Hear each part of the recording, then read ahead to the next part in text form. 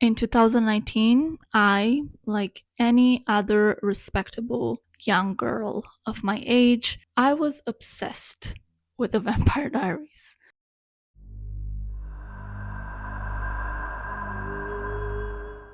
It's not just that I was watching the series and the seasons that were out on repeat until literally my eyes were bleeding, but I also was absolutely certain that some Damon Salvatore or Stefan Salvatore will come into my life and save me from the unbelievably boring life that I'm living. Yeah, I was gone. That was the series of my youth. I remember the first book that I ever checked out from my school library was the first Vampire Diaries book that was written by L.J. Smith, so the original author of the whole world of the Vampire Diaries, and I loved it. I was like obsessed with it. I don't remember if I continued the series, to be honest. I don't think I read the other books in the series. I think I only read the first. And very ironically, I never actually finished the series because as I was growing up, there were more seasons that were coming out. So at some point my interest and obsession just kind of went away. And also I think the series got progressively worse. I think the series peaked in season 3. Up until season 3, it was perfection, and season 3 in particular is my favorite. And then I feel like everything went down from there. The moment Elena went to college, I felt like it was just like, what are we doing? We're just stretching it at this point. I've seen up until season 5 or 6, and I stopped there. I do feel like I would like to reread the books just for the nostalgic feeling. Okay, this is not gonna be a literary discussion that we're gonna have about the books. I just want to read the books for getting that nostalgia back. There are a lot of books within this universe, and particularly when the series came out, LJ Smith and as well I think other authors have contributed to making the series, like the entire universe of the Vampire Diaries, huge. There are a lot of books right now, but I actually just want to read the original books that inspired the series in the first place. I think they were written early 1990s. So those are the books that I want to read. There are 4 books. I don't know if they're long or they're short. I remember when I first read it, it seemed super long book. It's possible that it felt long just because I was also very young and I wasn't reading at all at that time. They will probably come across quite cringy now because I'm no longer in that space. Or it's also very possible that I'll just get back to that nostalgic feeling of the Vampire Diaries and I'll be like super excited to read them. We'll find out together.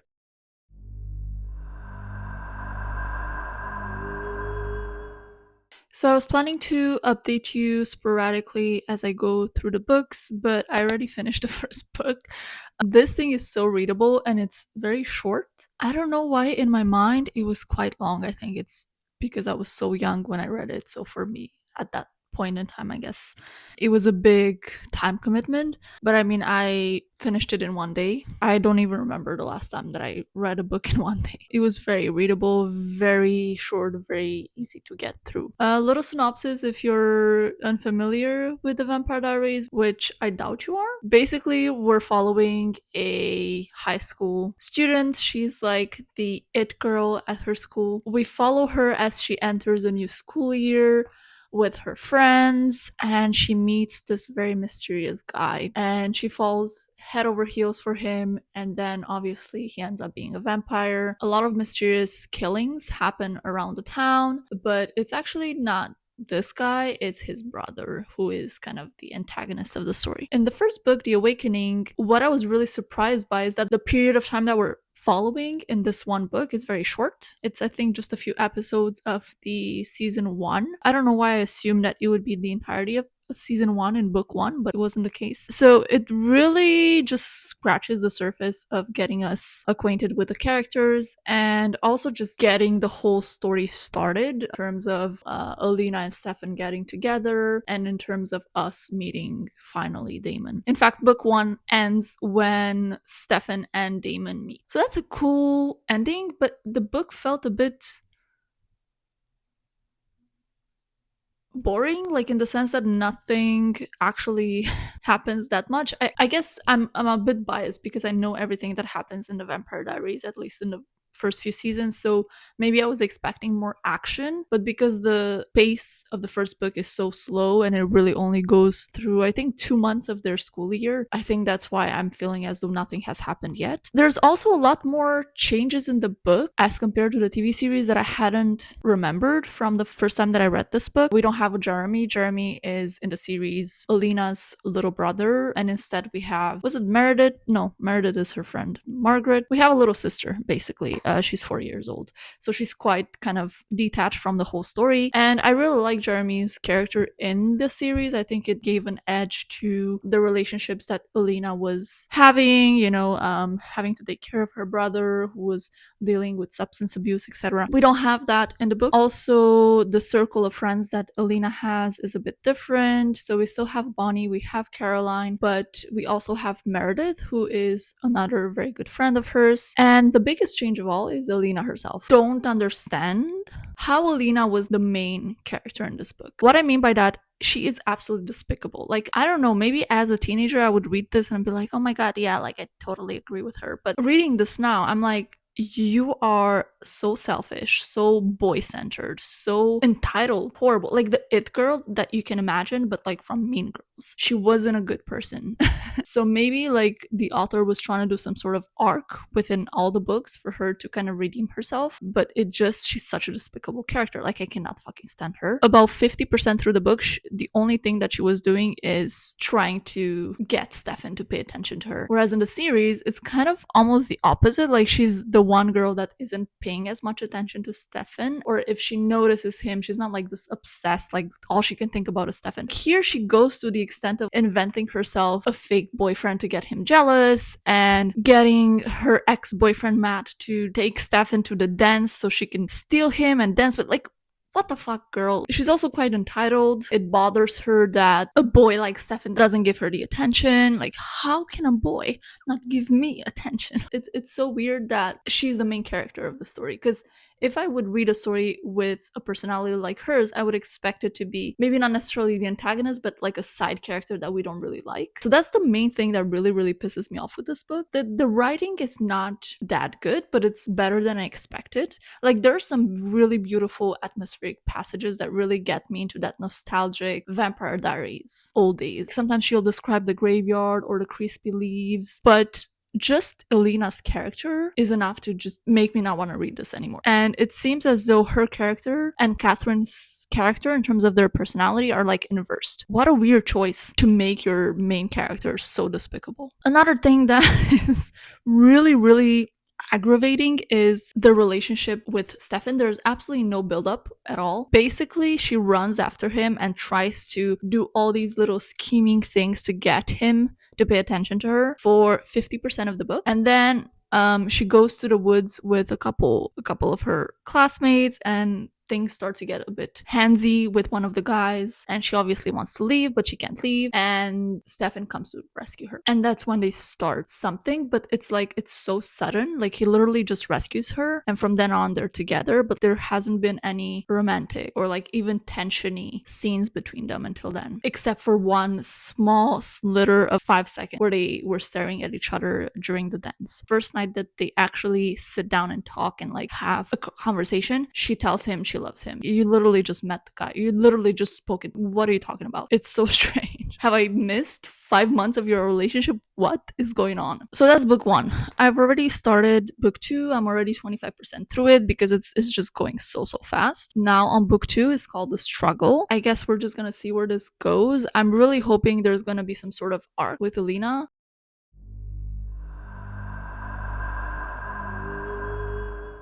What the heck is going on here? I finished the second book. I'm halfway through.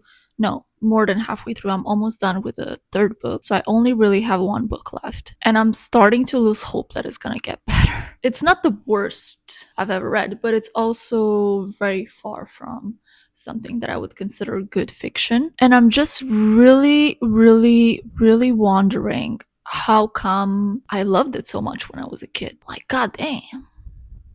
I think I'm gonna get into some mildly spoilery things, but if you've watched the show, then you already know everything. My main qualm with these books is that everything is so incredibly boring. Everything is so one-dimensional. Every single character is like water. There's nothing flavorful. If you can make Damon a flat character, if you can make Caroline a flat freaking character, what the hell is going on? Bonnie and Caroline and Damon are some of the most interesting character developments in TVD.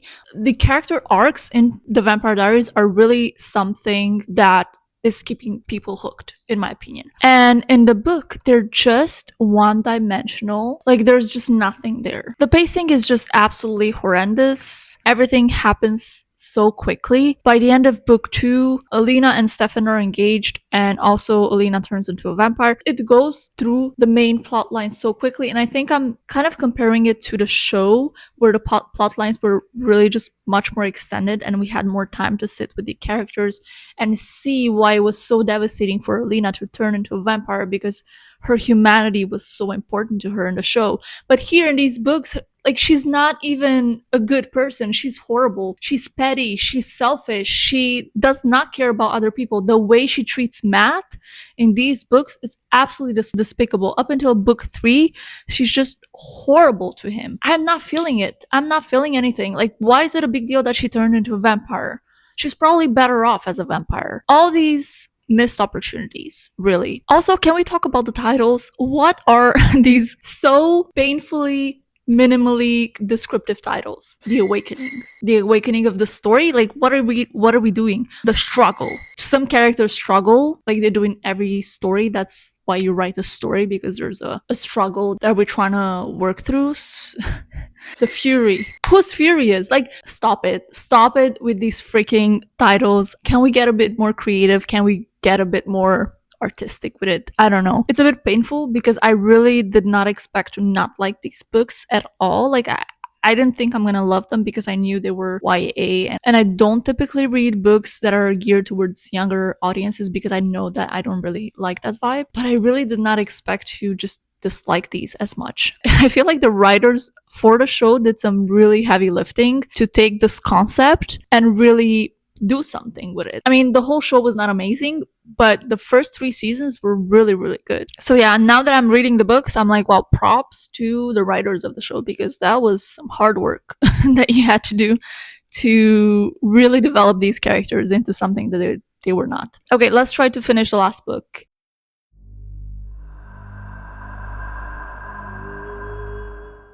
We have made it to the end. Yay! This week was a bit less nostalgia and a little bit more annoyance than I was planning. I was rewatching back the clips from my previous thoughts that I was sharing, and I feel like I was really enraged. So I'll try to keep it a bit more neutral tone for this particular update, because the point was not for me to come and scream your ears off, but I think it really took me by surprise that I was really deeply upset. I did in fact finish all 4. Finished book 4 this very morning, and so I'm here to share the final thoughts that I have. I do have to say that the series plotline picks up at the end of book 3 and the book 4, so it's much more digestible in terms of an adventure story that I would expect. I think really these 4 books would be better suited if they were just one book, or if certain elements of the plotline were reduced and rather we just made it a more simple but cohesive story. The first 2 books, the pacing was really completely off, and then towards the end in the 4th book, the pacing was going really fast, so it was kind of more fun to read, but also maybe it was going a bit too fast. So I just think that the whole delivery of how these books were sectioned off was wrong for me personally, for my tastes. I mentioned in the previous clips that Elena's character was really annoying to me, and that I was hoping that she would kind of redeem some of her personality traits by the end of book 4, and I do have to say that she becomes a much more likable character by the end of the entire series, but it still didn't feel believable to me because I'm not exactly sure why she became a better character. Like, it just kind of happened. She started being nice to people, and I'm not exactly sure why. Like, I I'm not buying the character development because there wasn't any. It really went from Elena A to Elena B, but we had nothing in between, in my opinion, to show for it. Have no fear, because even though Elena becomes more likable, we still have other people to piss us off. Bonnie, who was very likable in the first couple books, becomes absolutely unbearable in the last book. I feel like her personality from the first couple books and Elena's personality just switched.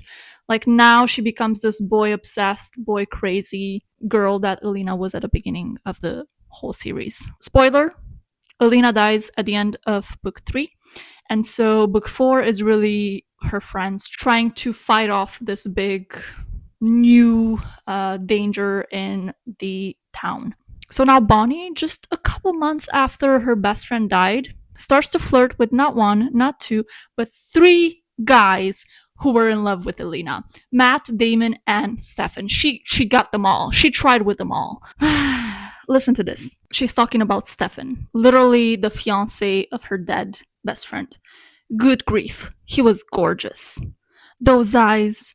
In a minute, she was either going to jump him or melt into a puddle in his bed. Moving on. I just have one more little rant, if you will bear with me, about the books, but also about the series, to be honest. One of the things that really gets on my nerves in any sort of media story format, whether that's a book, whether that's a TV show, a movie, is when we create a plot line that is really driven by adventure and survival and kind of fighting off evil, and then people die, as you would expect. But then there are ways to keep in contact with these people, there are ways to bring them back from the dead. First of all, death loses all meaning, because if we can just bring people back from the dead, or we can communicate with them as we would with any other person, like, why is it a big deal that they die? And second of all, it just becomes very ironic that every single time that we can bring someone back from the dead, it's always one of the main characters. It's never some random person that died in town. You know, like, why wasn't it a big deal and we tried to revive if we had the opportunity to, when some side character died that we didn't pay as much attention to? It's still human, we still witness their death. Why are we not trying to save them if we know that we have the tools and resources to do so? No, we are waiting the saving part only for the few select people that the author intends to. This is not done as much in this series, although it's done a little bit in book 4, but in the TV series, this is a recurrent thing that happens, and I was just fed up with it. And just generally speaking, for the book series, they ended off so conveniently. All the stars aligned for this ending. I don't know where to leave you off and what to do with all of this information that I have about the 4 original books in the Vampire Diaries series. I guess we read them. So there's that. Hope you enjoyed this video. If you didn't like me yelling at you for half of this video, I'm really sorry about that. I'll see you in the next one. Bye.